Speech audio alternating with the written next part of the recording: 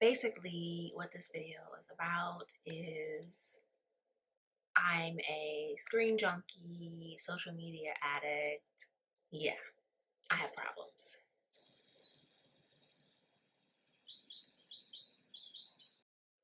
Hello, everyone. This is Yolanda here, and I am back with another video.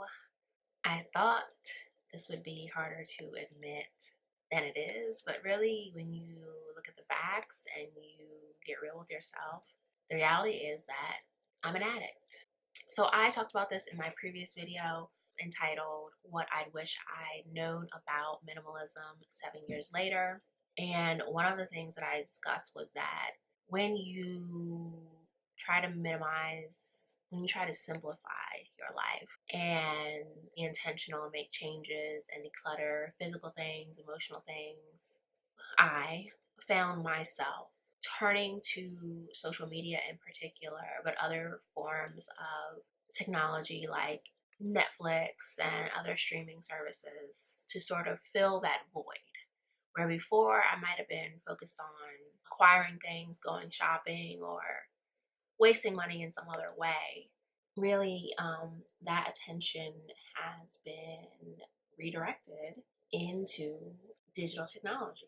So being on my phone a lot, on social media, watching YouTube, watching Netflix, HBO, whatever, just filling up that time, filling up that void sort of with digital technologies. And it's not like I don't have other things to work on that don't require me to be online.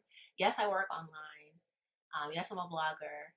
Yes, I make YouTube videos, but I'm also a visual artist, collage artist, and I have other projects going on that could easily take up the time that I have spent on social media. Social media is just, it's easy. It's easy, too easy, just to pick up your phone, open an app, and start scrolling, and the next thing you know, 20, 30 minutes to an hour has gone by. I realize I'm an addict, so this video is also a review. Digital Minimalism by Cal Newport. I saw this book because Maria, the spiritual homegirl, posted an audio clip of it in her Insta stories back over the summer. So I saw the book, made a note of it that I wanted to read it.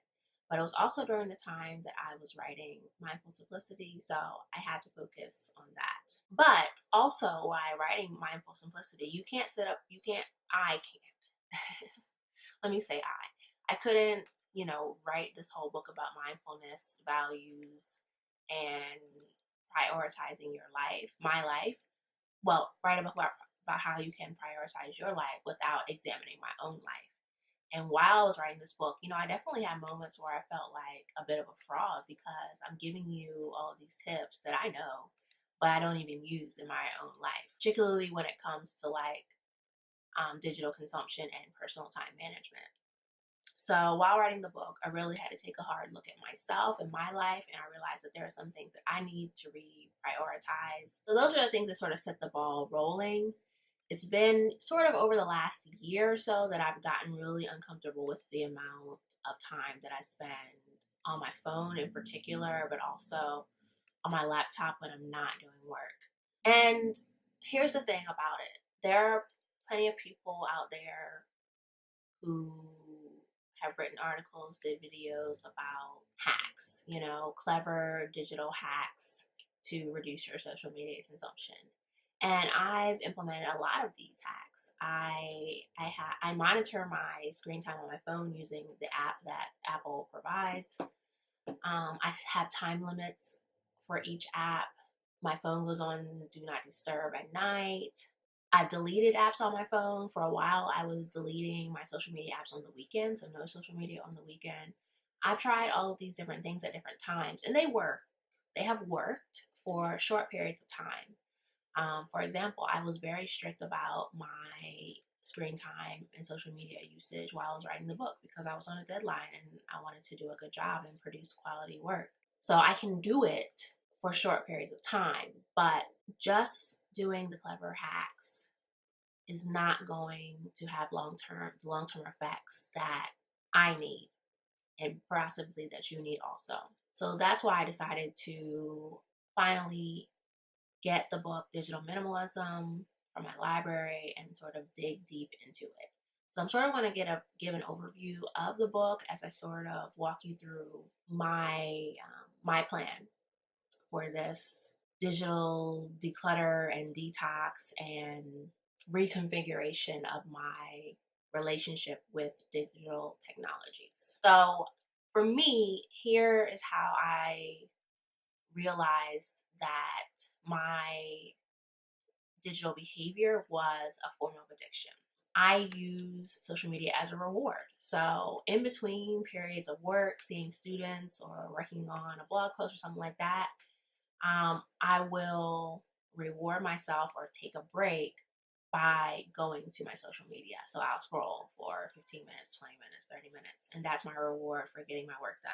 Sometimes if I'm in the middle of a difficult task, I will stop for like 5 minutes and go scroll on Instagram to give myself like a boost. And it does. I mean, it's just like, taking a hit of crack or something. I don't know.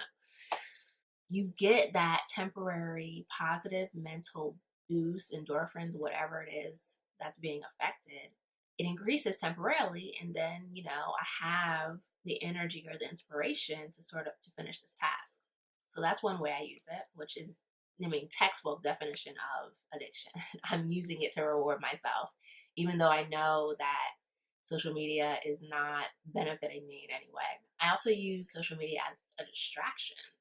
So when I'm having complicated feelings, I'm angry, I'm uncertain, I feel hopeless or sad, or any emotions that I don't want to sit with in the moment, I will tend, or if I just have like an argument with somebody or something, or mad, I'll pick up my phone and scroll or read something or do something to take my mind off of whatever causing me to have these complex emotions. I won't completely ignore my feelings, just temporarily. So in the moment, I'll go, on Facebook or read an article or something on my phone to help me get through the difficulties. But then usually later on, later on that day or in a couple of days, I'll go back and journal about how I felt. So I'm not that bad, but still, in the moment, I am practicing emotional avoidance. And then the final way that I use social media detrimentally is to procrastinate. If I don't want to do something, basically, if I have a lot of work to do and I don't particularly feel like doing it, I will go on social media, for a little bit of time. Again, to get that hit, that mental positive boost that I need so that I can actually do the work that I need to do. This all really, I knew this subconsciously, but consciously, while I was writing Mindful Simplicity is when I, could really clearly see myself, how I was using social media and that it wasn't healthy. I found this book via Instagram. That's an example of the positive impact and positive value that social media can have on our lives by introducing us to educational concepts or exposing us to things that we need to see. But the reality is that for every one post that is educational or valuable, there are probably 10 posts that are fluff, that are BS, that are just people showing themselves off. And there's nothing wrong with people posting BS or fluff to social media because you can do whatever you want. I'm just saying that an excuse that myself and many of us use to continue consuming social media is that, I find so many things that I like, things that make me laugh, things that entertain me, things that are educational. Those things do exist, but the amount of time you spend just mindlessly scrolling and wading through the less valuable posts does not make up for the one valuable post or the one educational post that you see every now and then and just happen to see. If I hadn't been mindlessly going through stories, I probably wouldn't have came across this book. But I was also mindlessly scrolling through stories and happened to hit upon, a gem. We can't fool ourselves into thinking that the few good posts that we see are enough to make up for all the rest of the passive consumption that we do.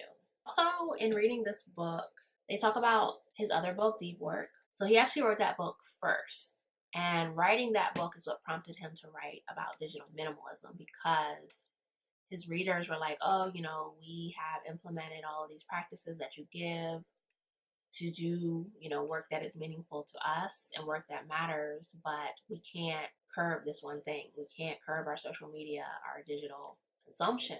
So how do we do that? So he set out to figure it out. And mind you, this guy, Cal Newport, he's 37 years old, so he's our age, my age. So he existed before the internet and this hyper technology use, but he also has sort of grown up with it. Facebook came out when we were in college, but he has never used social media.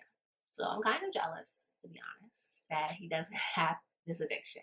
And that also kind of made me be a little skeptical when I first decided to look at the book, because I'm like, if you don't know my struggle, how can you tell me how to overcome it? But I think that because of the fact that he is objective and he's outside of it, helps him offer some valuable strategies. And also what he did is he recruited 1,600 of his readers to participate in this experiment for how to radically change their digital consumption.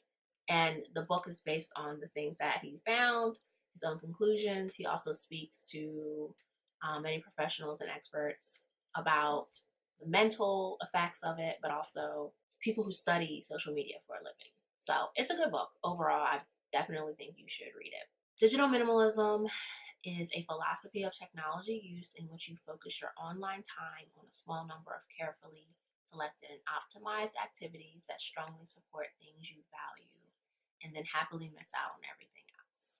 That is Cal's definition of digital minimalism.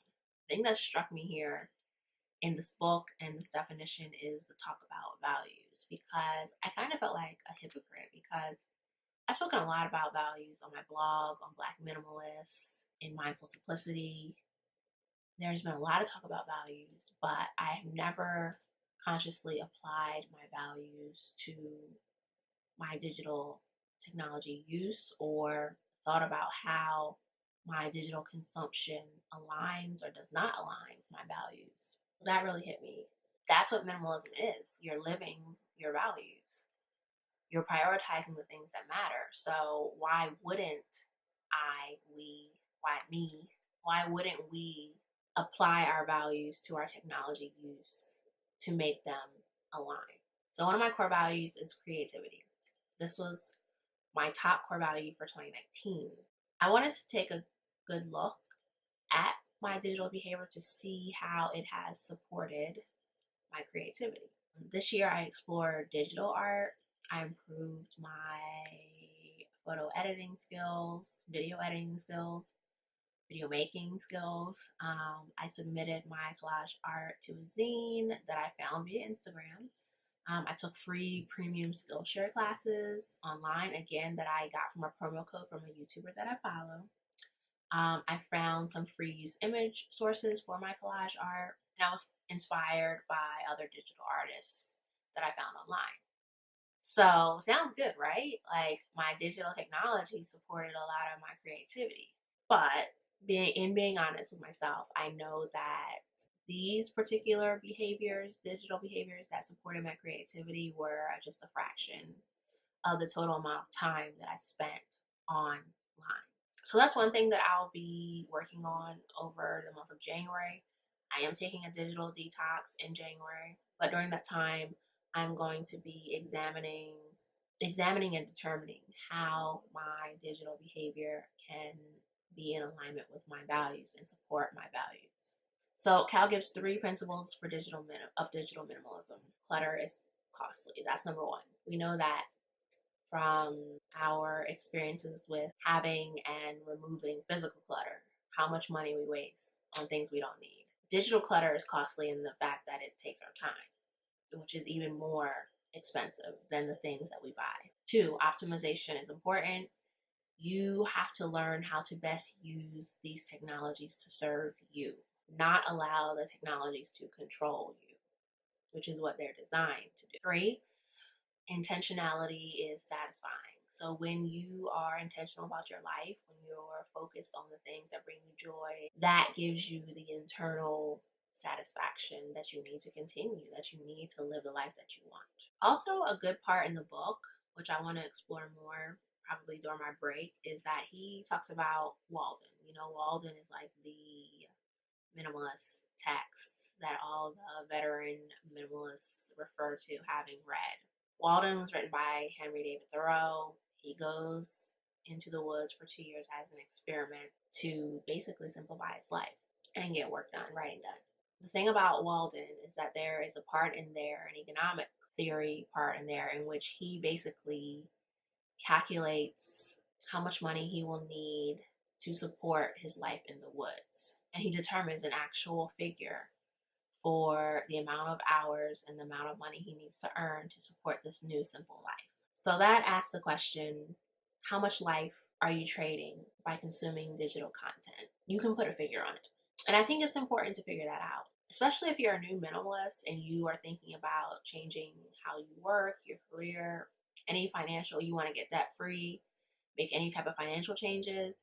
You absolutely need to determine how much money you need to live the life that you want. So I recommend, I'm sure there are probably YouTubers and bloggers who have written about how to do this, but you can also go read Walden if you would like to. I think I might read Walden finally. Maybe, we'll see. Okay, so here's the digital declutter process that I will be following also. One is to take a 30-day break from optional technologies. You need to figure out what is an optional technology. Social media is maybe optional unless that is your job. If obviously any digital technology related to your work is not going to be optional either. So you need to take the time to sit down and figure out what is optional and what is not for this 30-day period. Step 2, during the break, he says that we should explore and rediscover activities and behaviors you find satisfying and meaningful. So basically, you need to find something to do that's meaningful to you during this 30-day break, because you need to fill that time that you're not going to be on social media or other digital technologies. For me, that's going to be making collage art, and I'm working on a new research project called the Black Shore. But this could also be learning a new craft, joining CrossFit. Those are other types of examples he gives. But you need to find something to fill the time that's meaningful. And then step 3, he says at the end, you reintroduce optional technologies starting from a blank slate, and you determine the rules for how you will reintegrate these technologies into your life. You determine what values each technology serves and how you are going to use this technology to maximize that value. So that's a 3-step process. That's what I'll be going through. I think I'm going to document this process. I'm going to try to journal, and maybe I will continue to do YouTube videos, but I'll do sort of like update videos on how I'm doing each week as I go through this 30-day detox. And then the second half of the book, it's called Practices, and this is when he gives us things to do during the break and also after the break once you have changed your relationship with digital technologies. Some of the things he gives are spending time alone, in solitude, not with any technology nor other people. So, for example, you might want to leave your phone at home, take a long walk, write letters to yourself. He says to stop clicking like or favoriting or leaving short comments like cool or that's great. Stop doing these types of interactions on your social media because they are low-level interactions and they don't benefit you or the person that you're interacting with, and they create a false sense of connectedness. And I know this is true because liking, favoriting, and putting short comments is one of the ways that I thought I was connecting people. Like in my mind, I'm saying, I see you, I acknowledge you, you're my friend because I'm paying attention to you. So this like shows I'm paying attention to you. But really, there are other ways that I could say this, like actually having the conversation with the person to see how they're doing or telling them these things that I'm thinking in my mind. Have more conversations in person, on the phone, via video chat. It's important for you to see the person, their physical expressions, facial expressions, body language, and or to be able to hear their voice, the nuance in their tone and things like that. Those are important clues that we have used for thousands, hundreds of thousands of years to communicate with each other. And we need to reestablish that type of connection with each other. He says that anything text-based is not real conversation. Text-based or non-interactive is not a real conversation. And you should only be texting folks to arrange real in-person or connections or phone calls or video chats. So only use your text to arrange real connection. He says to reclaim your leisure time, which we talked about. And here's 3 tips for reclaiming leisure and finding those, activities and behaviors that you want to replace your digital consumption. Prioritize demanding activities over passive consumption. Use skills to produce valuable things in the physical world, like crafting. And then seek activities that require real-world structured social interaction. So joining a CrossFit team, going to a dinner party or something like that. Really adamant about reclaiming leisure time that is independent of digital technology. And then a few other tips from the book are delete social media apps from your phone and use them on your desktop. I think that when we use them on our desktop, we tend to spend less time because it's not so easy to scroll and it looks different. So it may be more demanding for you to navigate social media via your desktop. Turn your devices into single-purpose computers and simplify your smartphone and return it to its traditional use, which is to communicate, to make calls. And then he says, use social media like a professional, meaning it's not for entertainment, which I'm totally guilty of. And he says only follow people and communities related to your interests and only use Facebook to connect with close friends and family members. He also says to keep your active engagement friend or follower list to 150 people, which is the Dunbar number. The Dunbar number was created by a sociologist, I believe. The Dunbar number, which is 150, says that humans can only actively nurture 150 close relationships. So he says to limit your digital interaction on each platform to 150 people, close friends, family members, and people that you want to learn from, or people that share your same interests. So yeah, that's the book in a nutshell. Like I said, I think it's really worth the read. I think it's an easy, well, it's not so easy because you're going to be dealing with your emotions. You're going to be in your feelings while reading this book, but it's written practically. It's well broken down. Each chapter has a specific purpose. He provides lots of valuable information. It's about 250 pages. I will link this book in the description box if you want to pick up a copy. Oh, one more thing. So he concludes the book by saying that your time equals their money. And it's true. And with all the advertisements that now exist within the apps, companies are paying lots of money to these companies for your time. So the more time you spend on these technologies, especially if you are passively consuming them, is putting millions and billions, collectively, our time is putting millions and billions of dollars into the pockets of these digital tech founders, CEOs, and executives. And really, you have to ask yourself, if these technologies stopped being free, would you pay for them? If the answer is yes, then you can sit with that and figure it out and continue to use it however you want. If the answer is no, then you really need to stop and examine why you're devoting so much of your free time, your time period, to passively consuming digital technologies that aren't directly nor perhaps indirectly benefiting your quality of life. I'm taking this digital break for me, really, because I want to evolve. This is a spiritual journey for me, and I think that examining my relationship to social media and digital technologies and changing that relationship is important for my future, especially for the next 10 years, and for the things that I want to achieve. I can't continue the way I have been now if I want to achieve those things. So for me, it's about my personal evolution, spiritual evolution, professional evolution, and it's also about regaining control. I no longer want my technology to control me. I want to be in control of it. So yeah, I'm taking a 30-day break. I will still be posting to my blog, and I'll probably still be posting to YouTube, but I will be off Facebook, Instagram, Netflix probably, and YouTube just for entertainment. The only time I'll be on YouTube is if I'm uploading a video. Cutting those things out, and during this time I have to figure out what my new rules are going to be so that I'm ready when 30 days is up. Also will be during the detox. Well, I've already sort of did this for Facebook and Instagram, but like sort of decluttering. So I've unfollowed people. I've put people on lists. I still need to go back probably and go through my lists again.